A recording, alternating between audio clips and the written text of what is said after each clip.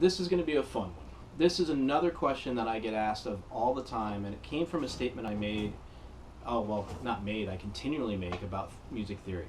I've learned a lot of music theory over the years. I've studied with some great teachers, from Rick Bruno in New York to Frank Axtell in Florida, Tommy Floyd, all the Vince Verdice books, you name it. I own hundreds of DVDs and books and videos and things, and I love YouTube for learning new stuff, and I've read every copy of Guitar Player, Guitar World, cover to cover since I was a little kid, even Guitar for the Practicing Musician and Guitar One, because there's so much great stuff to learn. But when you're out on the gig and you're playing, you're improvising. So I'm not thinking, oh, well, I'm going to do a diatonic flat fifth arpeggio sweep tap Z formation, 8-finger thing here, and make it crammed in there. You want it to flow and be natural. You want it to be, to quote Bruce Lee, be like water. You want to make it move. You want to make it work. Water takes on the form of the glass, etc. Your playing should do the same thing. I don't analyze what I've played until after I've played it. It doesn't make any sense to you. If you listen to Miles or pick any great player, I don't care who it is, they play and they just go, and most of the guys recording stuff, especially now in the Pro Tools era, you're punching stuff in and you're fixing stuff and you're editing and you're cutting, but the core of it, the heart of what you do as a player is improvise.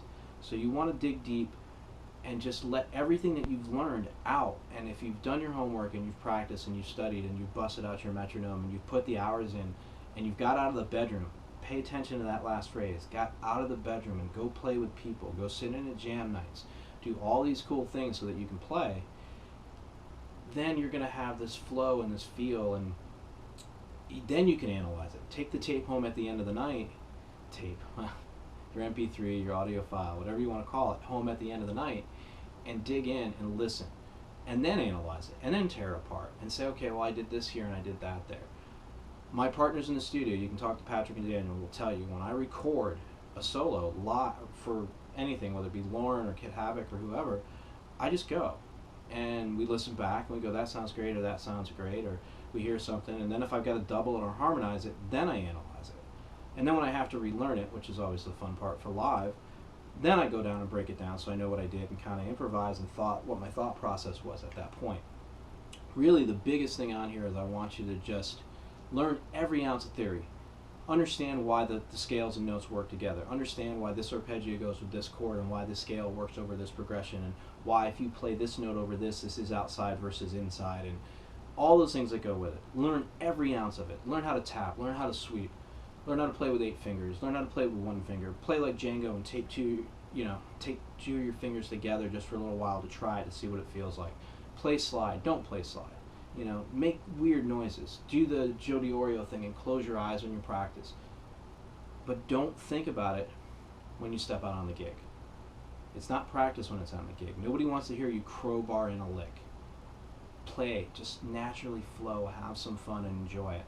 That is such the biggest part about it. I can promise you there's not a single gig in the world that I'm playing ever, even when I'm taking a live solo, that I'm up there thinking, okay, now I'm going to do this arpeggio into this.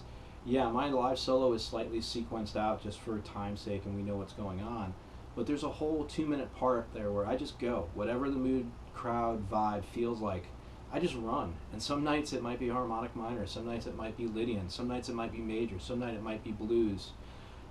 Some nights we go into Jimi Hendrix stuff and I just play blues over top. Some night I'll play 1 note, sometimes I'll play 1 million. It doesn't matter. It's the flow, it's the feel.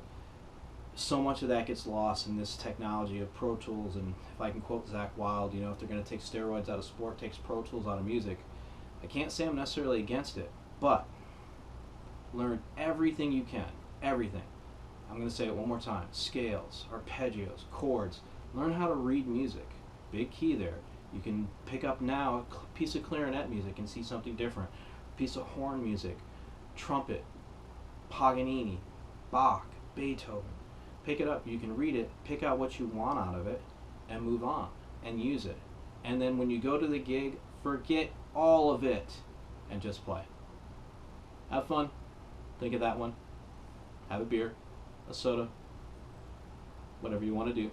Forget it, but just have fun.